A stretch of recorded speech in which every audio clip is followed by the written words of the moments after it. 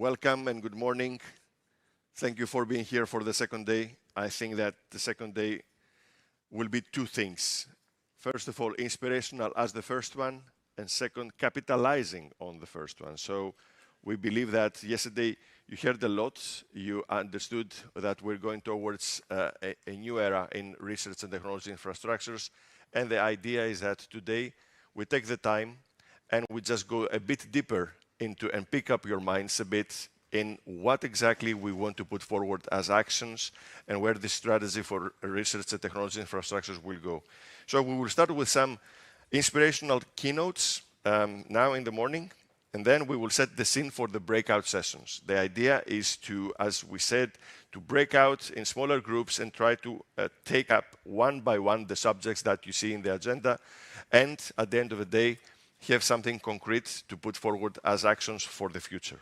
So we will have our breaks, of course, in the meantime, and then we will have a final wrapping panel.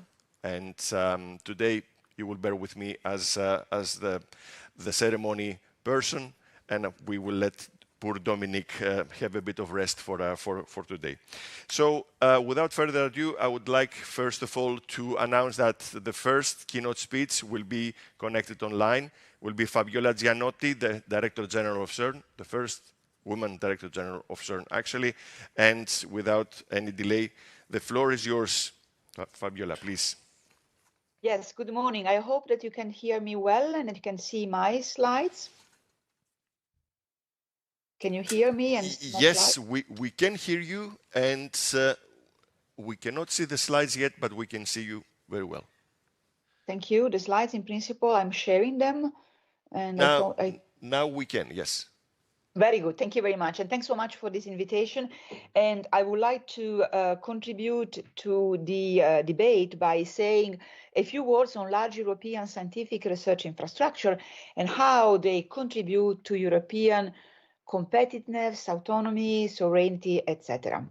So European research infrastructure consists of a variety of facilities, from national laboratories with the international participation to intergovernmental organization and many different frameworks and governance frameworks, and they cover most fields of science. And here I would like to focus on a class of them, the 8 large European intergovernmental scientific research organizations that are part of the Aeroforum consortium.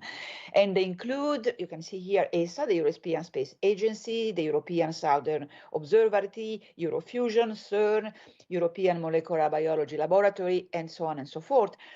And they contribute in a very important way to European leadership and competitiveness. From the point of view of their exploration, they study scales that go from elementary particles on scales of billions of a meter, 10 to the minus 18 meters, to space distances and cosmic scales. So what are their main features, their role, and their values? First of all, they provide excellent science, and therefore they attract large communities of researchers from all over the world. In most cases, they are world-leading research infrastructure in their respective fields. They are hubs of technology and drivers of innovation because they have very ambitious scientific goals. So these goals require complex state-of-the-art instruments. They train generation of scientists, engineers, and technicians, and so they provide European society with a rich stream of talents in STEM, and we know that this is much needed in Europe and elsewhere. They have strong and mutually beneficial relation with the industry.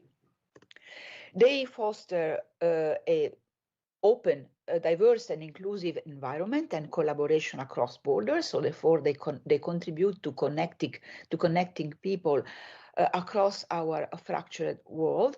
They have a huge impact on society and economy through the knowledge they generate, the technology they develop, and the people they train. So they provide significant return on investment. And they are mainly supported by public funding. This is a very important point, which has two important consequences or even assets. First of all, public funding promotes accountability, integrity, so it fosters science of the highest quality, rigor, and transparency. But also, sustained funding provides long-term stability, which is absolutely important for this research infrastructure, which often conceive, develop, and operate projects that span decades, and only public funding can ensure such a long-term commitment. So I will give you now a pragmatic and a specific example of these values and this role. And of course, the example I've chosen is CERN, the laboratory where I've been working now for many, many, many years. CERN is the world's largest laboratory for particle physics. It's an intergovernmental organization based in Geneva.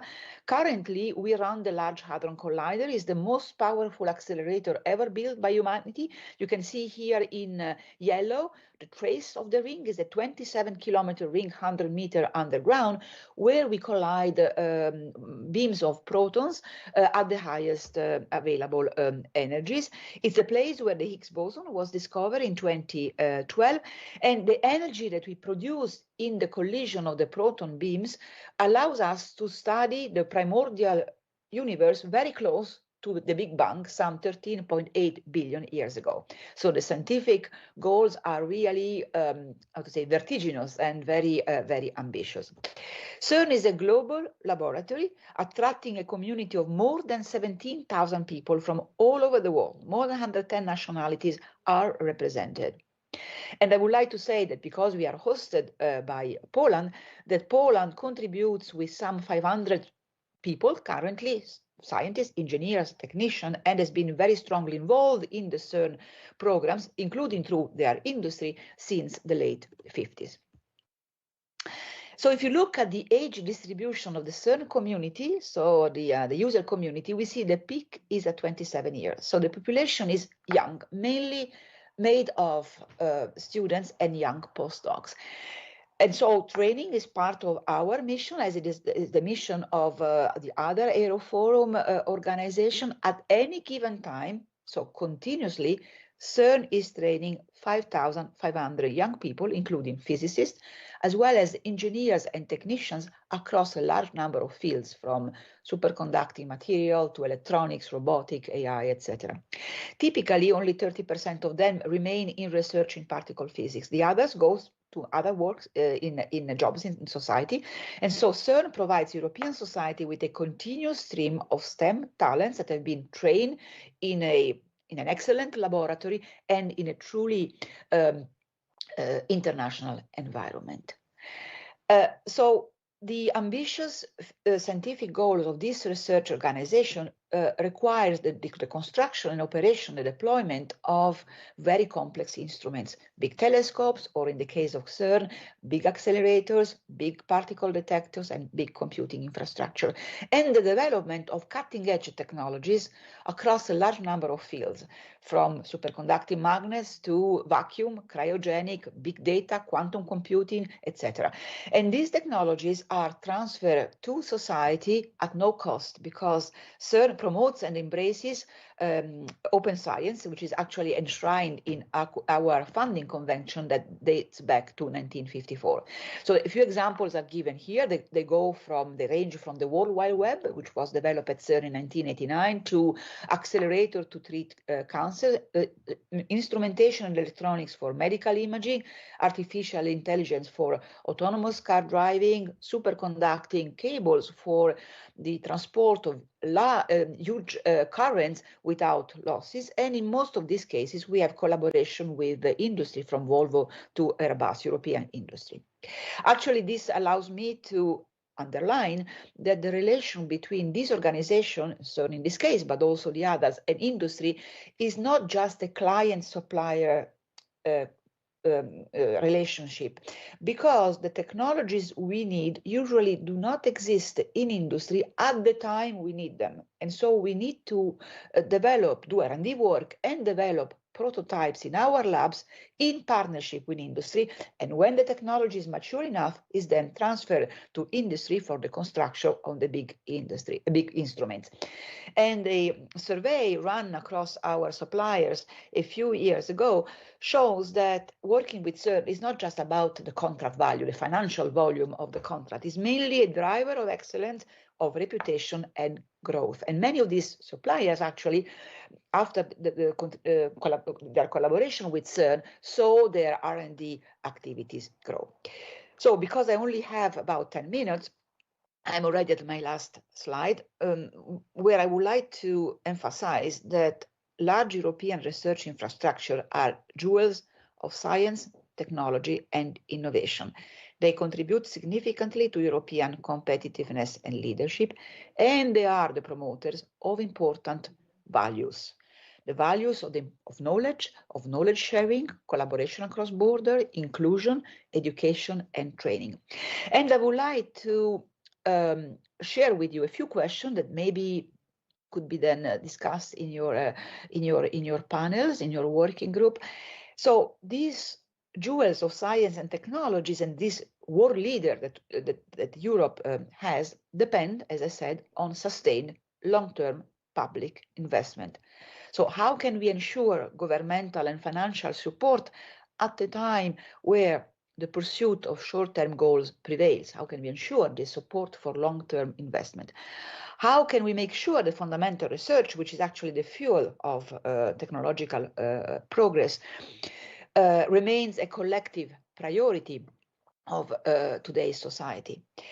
This infrastructure fosters collaboration across borders and open research as a means of boosting science, spreading its benefits, and reducing knowledge-based inequities.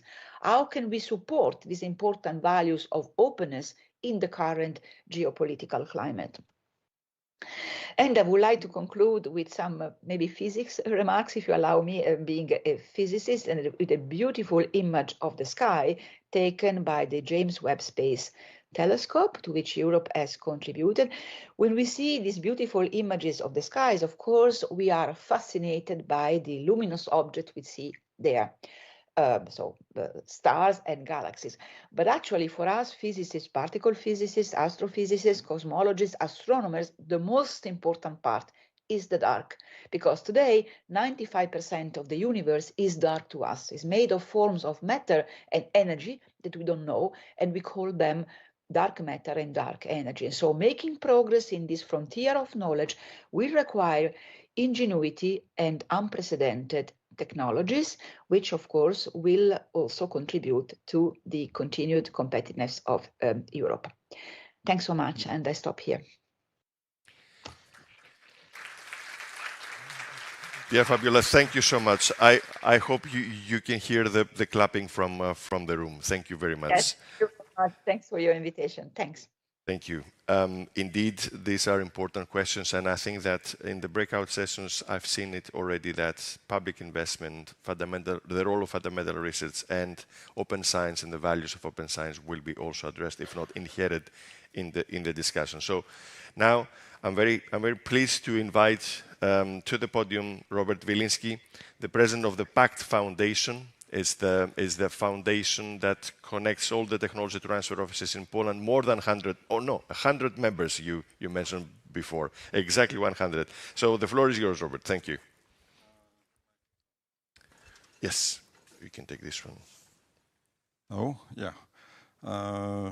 I'm very glad to have a chance to a little flip this perspective because we are talking here mostly from top-down perspective, how to, on the high level, create this policy. But I would like to show you the other end of this subject, presenting how it looks from the other side, from the startups and innovation creators side. Yeah. So from our perspective, technology transfer perspective, this is based on some experience. I created the company Amono, which consumed maybe 40 million euro and employed more than 70 specialists. And we created this semiconductor material, gallium nitride, and that was the best material produced in the world. So later I came back to the University of Warsaw to be the director of Tech Transfer Office, and after that we created the PACT, which is Polish Association of Centers for Technology Transfer, which currently collect 100 TTOs. And we created more than 250 startups. Do you know any name of these startups? I'm afraid not. Yeah, why? Why? I will tell you. So later on, I am also involved in European Association of Tech Transfer, in which I am the Europe Committee member, which is working together with also Yanis on research policy, knowledge valorization, and also startup and scale-up strategy. So I already have some experience in facilitation of these processes. And I want to show you the slide, which I borrow from Dino Fonda presentation. He presented this last week on our ASTP European Forum, which considered, for example, startup and scale-up strategies. And what you can see here, this is from DG Research, this is not mine, that in Europe we create more startups than in US. However, if you see on the successful startups, on the unicorns, they have 10 times more than Europe. And what happens next? Of course, this is the screenshot from website of Infineon. They need these technologies later on, yes? So what they do? They acquire startups. But from where? This one, for example, was acquired from Canada.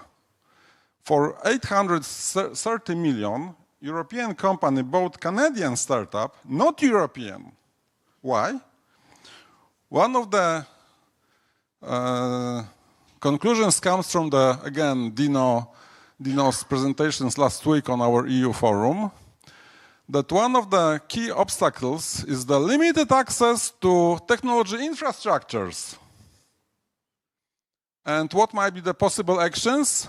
Better access to research and technology infrastructures.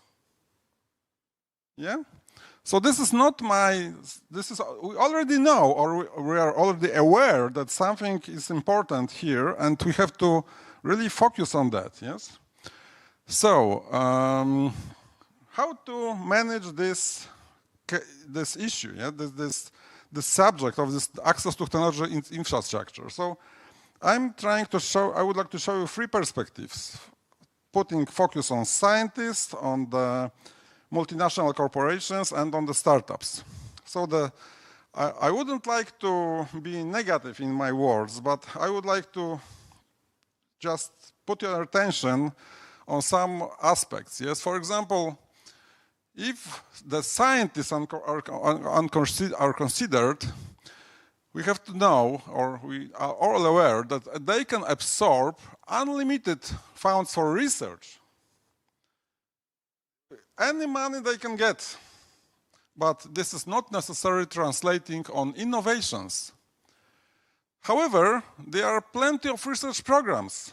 ERC is giving the money, and there are many national programs. So scientists have their own programs to foster research. But here we are not talking about research. We are talking about innovations and access to technology infrastructure. So you have to be, or we have to be aware that this is not the action for fostering research. This is the action to foster innovations, yes? So people say, okay, but these universities, these scientists create these startups. But I would like to focus you on one element of this picture. If we have the university group, which typically consists several people, maybe 10, maybe 15, maybe 20, yeah? This is the average of the research group at the university. And they create the spin-off, which typically consists 3-4 persons. So what is more important for the professor? This 3-4 person here, or these 20 people here, they will always put the priority to maintain this group. They are much more important. So the priority is for larger and well-established groups instead of the spin-offs. So these spin-offs are treated mostly as a channel of financing of this group. They never fly to the scale-up, or this is a very rare case. If this is managed by scientists, this is still always sticked with the universities. You know, I have the experience of 250 spin-offs, and I observed the statistics. It's a very rare case that it flies here. I will tell you what is necessary to go further, but even though scientists create these spin-offs, it is not necessarily translating on innovations, yes? So, the other side, we can see on the corporations.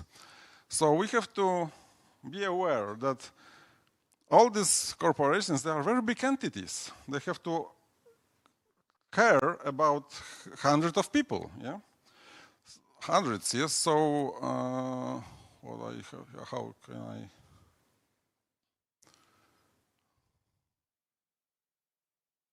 Okay, thank you. So they have their own immune system to get rid of any risk. So instead of making very brave and very costly projects, it's much more easier for them to acquire such successful startups. So these startups, even in case of corporations, play a very important role anyway, yeah?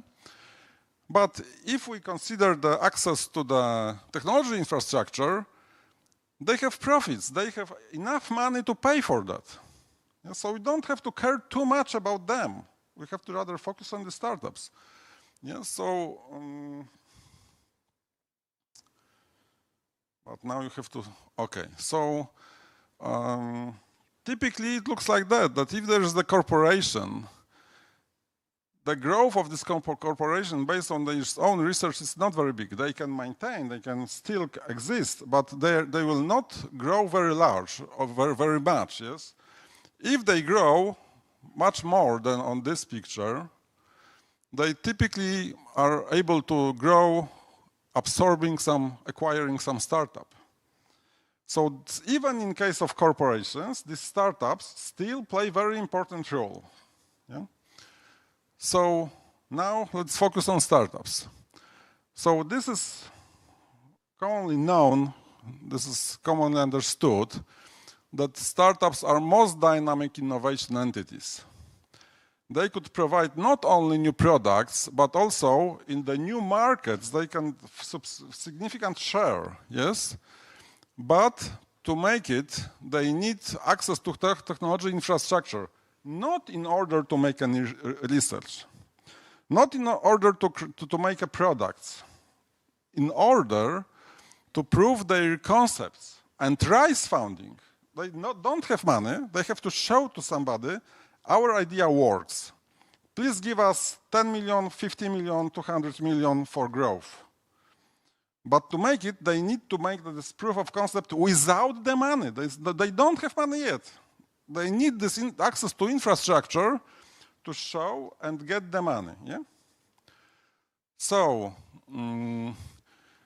the good model, the most efficient model is if the startup can fly to the scale-up or new corporation which takes new market, but these important things are that decision-making should be taken by entrepreneurs, not by scientists. And for the next step, it's necessary to have this access to technology infrastructure. Yeah? So if we already agree, or at least suspect that, startups are important, to have the largest impact, we have to choose pick up startups with high growth potential. That we should not be interested in startups which can be niche supplier of some laboratory solution. Yeah?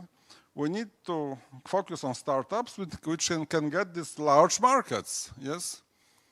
So this big piece of cake. Yeah. So we have to pick up startups with high growth potential, managed by entrepreneurs, not by scientists, who should be science-based. Deep tech. Why?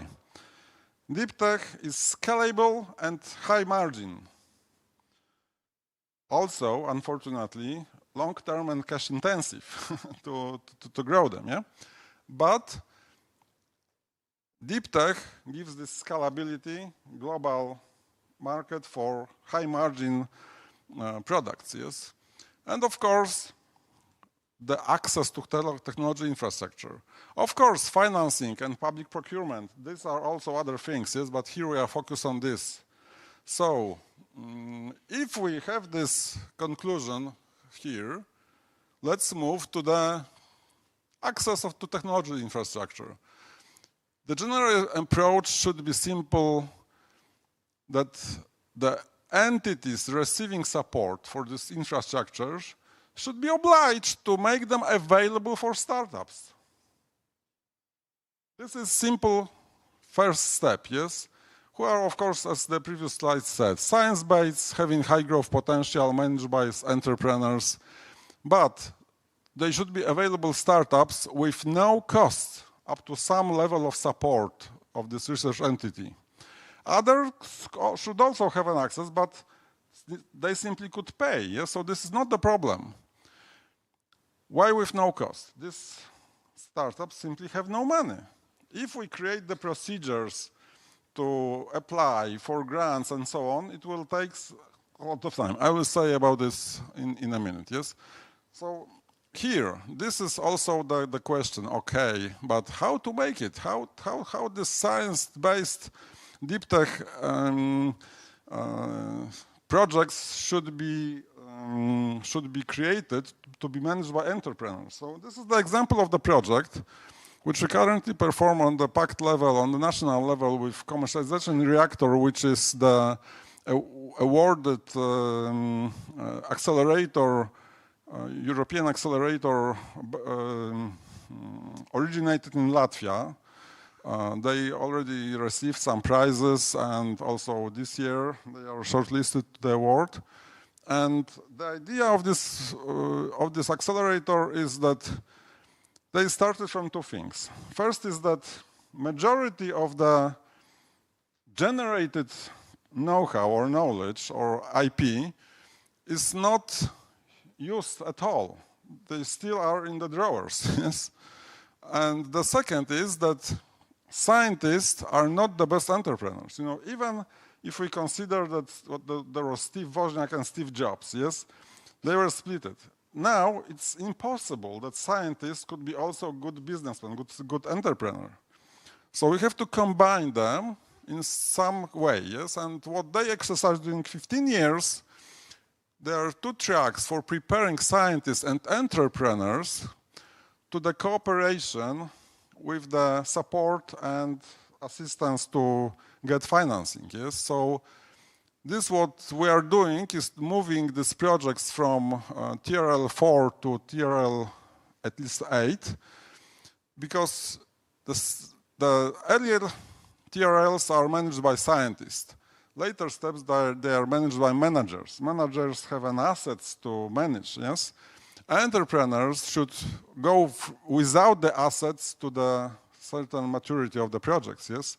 And it can work. Yeah? They created already from 160 teams, 50 spin-offs, which are quite active, yes? So if we see on this European documents, which are great, I absolutely am amazed what is possible to describe. What, you know, to shorten this story, the key point, it was also told yesterday, we need the quick access, immediate feedback, yes? So how to make it quickly? And this is summary. We should focus in this subject to to ensure this competitiveness of this project, we should focus on startups which are science-based with high growth potential, are managed by experienced scientists and are not controlled by scientists who stick them to the universities and having the access to the infrastructure. And what is my suggestion? If we talk about all these super diligent definitions of what the technology infrastructure is, or making this procedures of access and how to make it everything. This should be prompt, the rules should be simple, and it should be at no cost because they have no money. And you know, 3 things let me add on the end. Yes, 3 things. In the startup life or death, mostly death, and we have to feel this responsibility. The startups are the result of really serious financing of the heavy sponsorship by European Union of these research projects, yes, and then have to lift off from the 3 things, yes. First, they have to be quick because the competition worldwide is also quick, yes. Second, if the project is extended in time, costs much more. You have to pay for salaries, energy, everything, yes. So to shorten this, you can also save money, yes. So they have to be quick to make it for the possibly low money, yes. And the third thing, people in the startups cannot afford to work for free for a long time. I see many cases. There is good subject. We can collect the team, and they said, okay, so we can do this, but I have to quit the job for how long time? Oh, you know, you have to apply for the grant to have an access to the equipment. So you have to wait for the call, which will be about that. Then you have to wait for the results. Then you have to wait for the money. And finally, after 1 year, you will be able to test your idea. Oh, no, I have no time. I cannot afford to go for 1 year and working for free. I have to do it now. I can devote my quarter of my 3 months of my time, but not more. I cannot afford more. Yes. So simply, they don't have a time for all these procedures. Yes. So if we define, for example, what technology transfer infrastructure is, we have to say everything what the research entity has should be included to this technology infrastructure. I already see the reluctance of these institutions with our startups, yes? If we go, they said, oh, but you know, that was bought from this grant and this was from another. No, so this is not going together. Why? We are putting this technology infrastructure in this research institute because they have the other facilities. If they have these other facilities, and this is the reason why this infrastructure is located there, we have to include all these facilities to be able to use these machines what are needed, yes? So defining this technology infrastructure, we should put everything. And also to my idea, how to manage this, how to organize this financing of this. Last sentence. Simply, the startup comes to the institute, makes the research what they need, or the technology trial what they need, and they go out. Yes? And the institute is issuing the invoice for the European Committee, and the European Committee pays for this. No any cash between the startup and the research institution. Research institution just issue an invoice for the committee or some agency which is obliged to finance this. Yes, such a simple rules can really make this possible. Can really enable this. Yes, that's my suggestion. And if any of these actions will be constructed, we will be very happy to support as much as possible from our side to make it happen. Thank you very much.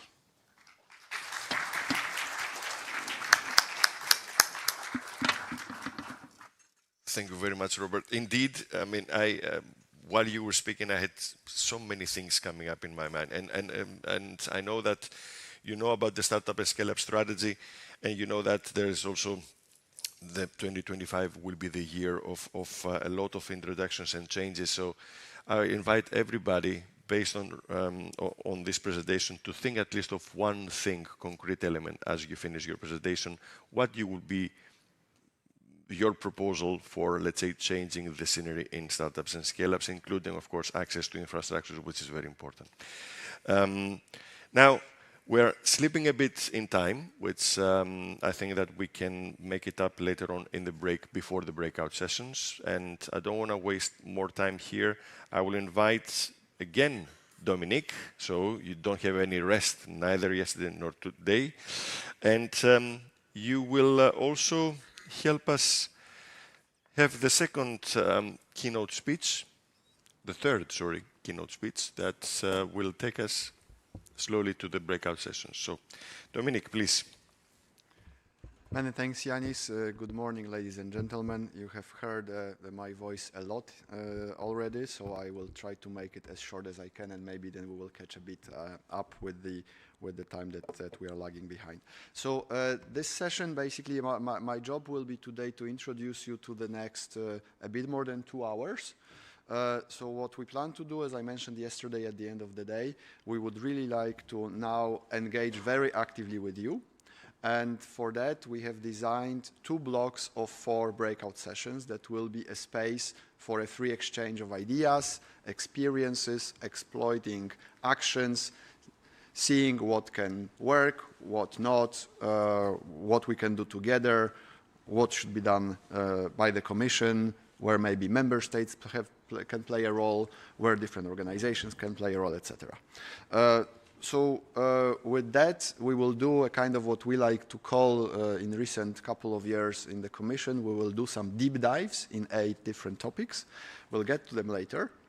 And indeed, the main idea would be to have a creative brainstorming that would then help us go back home and look at your ideas and see what and how we can implement or adjust our own thinking on the actions that we plan for the strategy that was already mentioned a number of times. Before we do that, we already had a lot of more general background and discussions yesterday on the key strategic topics, but I would still like to invite today Lula Rosso, EU Affairs Lead at VTT, who is a colleague, one of the colleagues working on the RITIFI project. She will tell you a bit more about the project, where we are piloting how research infrastructures and technology infrastructures can work together. And this should be an additional inspiration, actually, for your discussions in the upcoming session. So, Lula, the floor is yours, and then I will come back with some logistical information. Thank you very much, Dominic, and good morning, everyone. Thank you to the organizers to give me the opportunity today to speak on behalf of the RITIFI project. So RITIFI is a European project funded by under Horizon Europe that is aiming at structuring and strengthening the European landscape of RIs and TIs. And RITIFI is designed from the start to help policy take shape, and we are very excited to contribute to the discussion today and to the breakout session later on. This was our starting point. Research infrastructures and technology infrastructures are both essential and complementary elements in European RDI ecosystems. So we put together a consortium of 14 RI and TIs experts spread across 19 countries. And we are aiming to provide EU policy advice, especially on TIs and RIs collaboration, based on thematic cases, so concrete examples where the partners have been concretely involved in promoting access to to research and technology infrastructure and collaboration between them. We have worked closely with the European Commission, both on the RI and the TI side, the expert group on TIs that we heard about yesterday, and a wide range of stakeholders. So the first thing that we needed to do was to get a common understanding of on TIs. What are TIs? We acknowledge that there has been a lot of debate on the definition, but since the very beginning, when we started putting together the consortium, it was extremely clear who were the RIs and who were the TIs in the consortium, because we have similarities, but also very fundamental differences. And we fully support the expert group definition on TIs that we heard about it yesterday, because it strikes the right balance, focusing on infrastructures that support technology development, scale up, and deployment of technology. Not science-driven, like we heard at the beginning with CERN, and not industrial infrastructure either. It was that sweet spot that my illustrious speaker before me highlighted. The spot where the case for heavy industrial investment is not made yet. And then it also acknowledged that TIs need public money because they serve a public good by enabling innovation, and that the users are primarily through industrial collaborations, especially SMEs and startups. Getting this right matters because it influences the type of funding and the type of governance and the type of access rules that will be best suited for a TI instrument. And TIs need different instruments from RIs, different rules on IP, security, several other flavors of policy characteristics. And without this clarity, we cannot build effective policy. So how do we go then towards a concrete, ambitious EU program on TIs for European competitiveness? We know what are the challenges. They were also said yesterday. There is funding, but it's fragmented, not coordinated. The responsibilities are dispersed across ministries of education, research, and then more towards the industrial and innovation side, as well as thematic ministries, both at EU and national level. And then there are still strategic gaps. And the vision would be a cohesive EU framework that ensures the strategic investment, coordination, and life cycle sustainability of TIs so that they can contribute to those innovation and industrial goals and offer those services for free, like we heard today.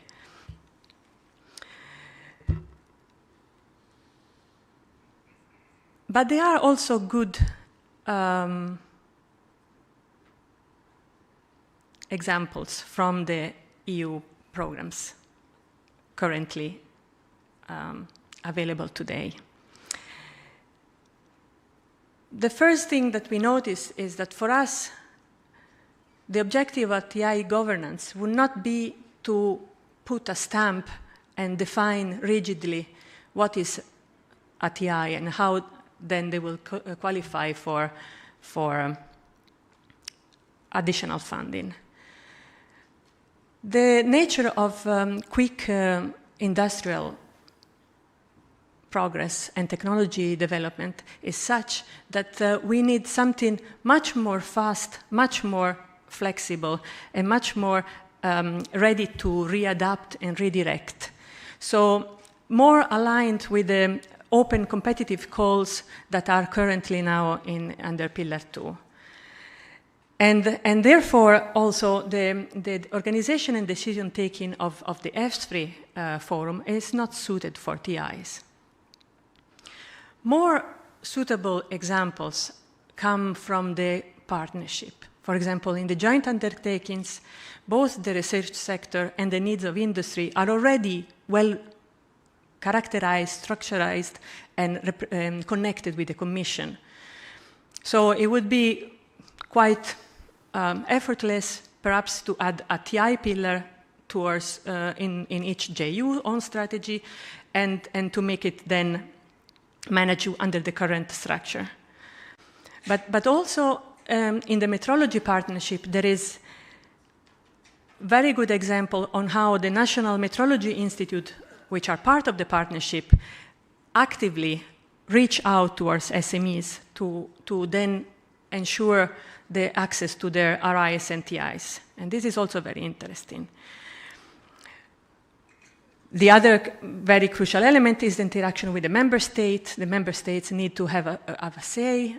We are aware that most likely this is going to be under co-funded type of initiatives. And anyway, to reach a coordination across Europe and avoid duplication and fragmentation, member states need to have a strong role at the table. And there are examples, for example, through SCAR, the Agricultural Research Committee, some missions, and also the more recent joint European Forum for EPCIs. They have effectively created these high-level and strategic structures that could be an inspiration for the TI governance. But a word of caution comes from the OETBs, the Open Innovation Test Beds, because the full sustainability based on commercial service fee is not suitable for TIs, because we are acting at that valley of death level and pre-commercial work. And the creation of new legal entities is also creating an additional administrative burden without effective so many advantage, as well for TIs, but as well for the existing OETBs, according to their own report published a bit more than a year ago. And then co-funding and different state aid interpretation still slow the progress of the programs that use it. So it's very important that this is fixed before the concept is expanded. And this can be fixed with enhanced dialogue and working together between member state and commission, and not ignoring the difficulties of working together for co-funding. But we also propose some option for governance to the expert group. They talk this work further and elaborate their own suggestions. But regardless of the model that at the end is chosen, the most important thing is first define the mandate. What is this TI program going to do? Is it only strategic advice? Is it potentially also coordination of funding? Is it also some operational capacity, for example, about mapping, about outreach, about interacting with the ecosystems? So this needs to be fixed, because then it influences what type of governance is more suited for that mandate. And the second, but also equally important point, is that whatever model you choose has to incorporate the perspective of industry, TI operators, and public funders at national and EU level.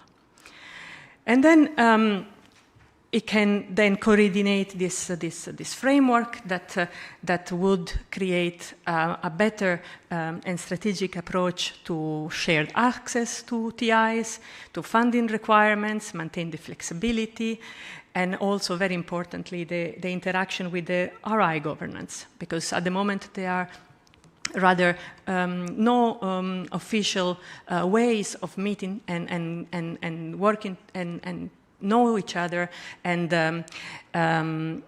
this is very important in order to establish trust and establish the ideas for collaboration. Moving then to visibility and mapping, which is another topic of the breakout session. We also worked on this, and because as we heard yesterday and also today, it's a key weakness that companies, especially smaller companies and startups, don't know where they can find the right equipment or the right possibility for their development. And several mappings are also already available, but then the flipped consequence is that these mapping are sometimes then not updated sufficiently fast, not sufficiently connected with the operators, and then they remain a little bit like let's say dead bodies in the internet. So in order to assure the long-term sustainability of the mapping, a key point is to go rather towards having uptake by those that have that might buy in on the idea that this mapping is necessary and will collect their community or provide a service to their community. And this is the example from yesterday, actually. The Pilot for You, we heard it, was started as a BBIJU project. Then it continued to be used because the community, it was connected with the community itself that find it useful to be still together and to keep meeting and keep talking about how to promote access to pilot facilities for bioeconomy. And then after 5 years, again, was picked up as a JU project in order to fund the upgrade. So this model is definitely something that we believe it has more chances to succeed than the previous one.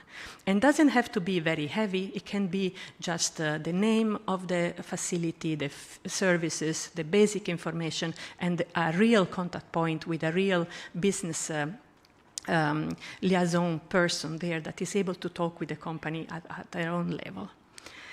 And on this, we gathered a lot of experience, both on the design of the mapping, the type of procedure to gather the information, and how to get the buy-in and those multipliers that will effortlessly go deeper into the topic and will not remain as a bit technical exercise.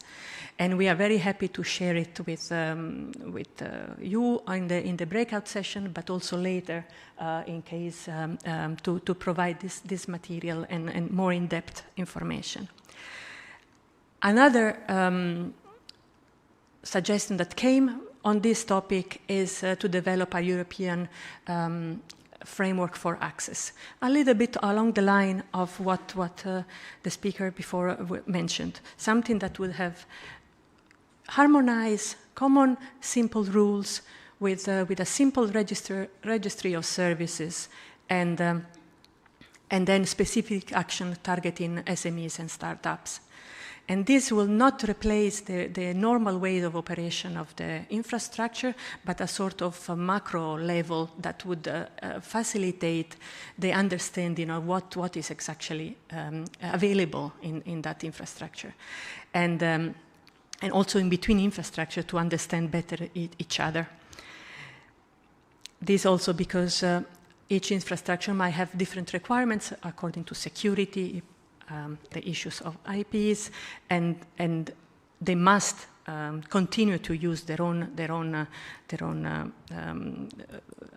rules. But still, there is the space for a simplified, unified, to develop a simplified, unified framework for access. And that brings to the topic of incentivizing collaboration between RIs and TIs, between themselves, but with the goal of interacting with industry. And here, I don't want to say that they always have to work together. RIs can continue to work with industry the way they are perhaps doing. RTIs can continue to work with industry the way they are doing, but there are topics in which the RI-TI collaboration with industry is necessary, because from the company point of view, they don't stop at the TRL boundaries or at the infrastructure itself boundaries. But so to expand the range of services that infrastructure can offer, the collaboration is very important. And here we have developed a framework for, we are developing a framework for collaboration, and the colleagues in charge are going to be in the breakout session 2.3, and you will hear more then. But this is for saying that in order to develop a framework for collaboration, we need to, and then provide guidance for policy, we need to first understand what is the most appropriate for what goal and what level of intensity of the collaboration, from ad hoc to a real kind of joint center, and everything in between. The framework is not linear, it's not about saying that one model is better than other, it's about considering that this exists, what do we do with it? And because the collaboration costs also, there is cost in setting up the collaboration, and if you are able to just solve whatever you want to do within an ad hoc situation, collaboration, then this is okay. But if the topic or the thematic is such that repeated collaboration are needed, then this very high initial cost to set up the collaboration and establish trust and establish the rule of engagement can be reduced if it's taught a little bit more structurally at the beginning. But more will be in the breakout.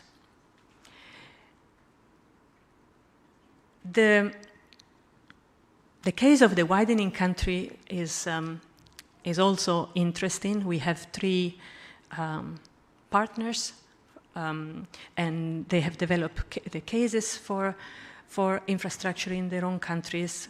And the first message or first finding was that there are actually a lot of strengths in the so-called widening countries. And the lessons that have been learned in these years are not insignificant and can be applied also to non-widening countries. And for example, like a better integration of the research, lower TRL and higher TRL part, expanded SME support, considering the life cycle funding of the whole infrastructure, strategic foresight within the planning, and then the necessity for unified TI policy aligned with the European most recent thinkings and ministry coordination. But we get to the final part of the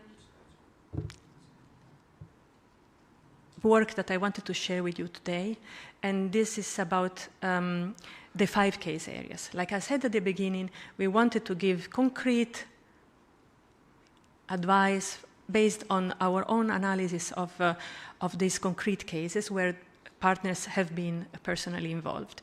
And these are the biomedical area, circular materials economy, clean hydrogen, particle accelerators and superconducting magnets, and microelectronics and semiconductor. Through interviews with companies and workshops, all case studies came together to a set of recommendations that hold valid for all topics. And one is to improve awareness of the RITI capabilities, enhance the service efficiency and customer focus with a common language and structure, like I was mentioning before. Complementarity between RIs and TIs can be exploited for collaboration to cover wider TRL ranges, and then to keep the RITI offerings relevant and competitive through systematic dialogue with industry and funding. And that the funding should be more flexibility, like we heard today. I can echo with what we found in the interviews, is that the industry does want more flexibility in the funding models that can, for example, drop topics that have proven unsuccessful for the specific goal that they had, or to change the level of industrialization and commercialization focus along the line of the project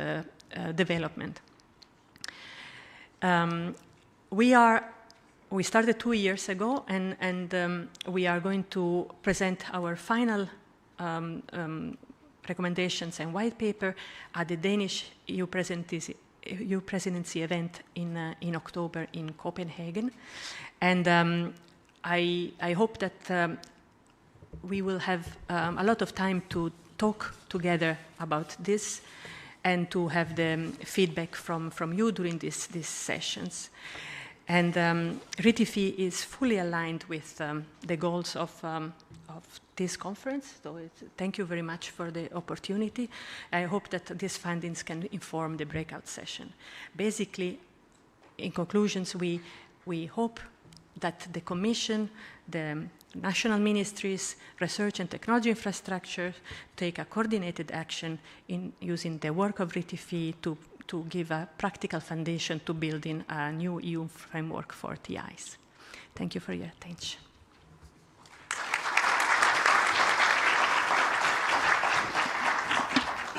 Thank you very much, Lula, for giving us this extra information before the breakout sessions, sharing the experience and the work of the RTFI over these last 2 years. I think this is really very interesting and gives some extra food for thought. So now I will go to a little bit to logistics of how we are going to proceed. So indeed, so as I mentioned earlier, we will have 2 blocks. I will switch that. We will have 2 blocks of 4 breakout sessions. Each of them was prepared by a group of colleagues. When you registered for the conference, you actually indicated in which breakout session of each block you would like to participate. We took that into account to the greatest possible extent. So normally your choices number 1 are the sessions to which you were actually attributed. There were 1 or 2 sessions that were really popular, and we had to redistribute the participants a little bit, but we tried to minimize that completely. So we will work in 2 blocks. The first block will start 20 minutes after we leave this room, because there is some logistical rearrangement that needs to be done here. So I would like to ask you then to take all your belongings, then the technical team will rearrange this room, and then we'll come back. Altogether we have 4 rooms. This plenary room will be split into 2. Then there is a room behind you, and the room upstairs. We'll help you find a way. You have the names of the rooms here, so see to which room for which session you would need to go. You did receive the briefings for the sessions to which you signed up, so normally you should know to which session you should go, even if you've already forgot what you registered for a month earlier. Now, it is very important that, and this is a message to all of you, but it's the message to the moderators, it's very important that we stick to the time. Each breakout session is timed for 60 minutes. Now, we will be very nasty if you don't stick to time. We will shorten your break. So there will be a 20-minute break in between the 2 sessions so that colleagues can reorganize themselves and go to other rooms for the second breakout session. So this will be happening not exactly from 11:20 to 12:40. This will be delayed by some 20 minutes. But basically, the moderators in each room will take care that the session takes an hour. Then we have 20 minutes of the coffee break. Then you go to the different rooms. For the, where should I, this doesn't agree with me. Okay, we need to, okay, perfect. Then we have the second block. Well, again, we have 4 breakout sessions. And then we would ask you that after the second block, you immediately come back here. Because in all likelihood, the arrangement of the tables, round tables that will be here, should be sufficient for all the participants that are here today. So we will try to save time and not rearrange back to the plenary sitting like this, but we'll stay with the tables. We will see whether that works, but it normally should work, so we should be able to economize a little bit of time after the second breakout session. This is it for the moment. I will go back now again to the first round. These are the breakout sessions that are in the first block. Please have a look in which room you should go. You should also have it in your program. You should also have it in your briefings. And we meet in these rooms in less than 20 minutes so that with the different moderators, we start the discussions. Many thanks. And for those of you who will not participate in the sessions where I will be, see you in 2 hours.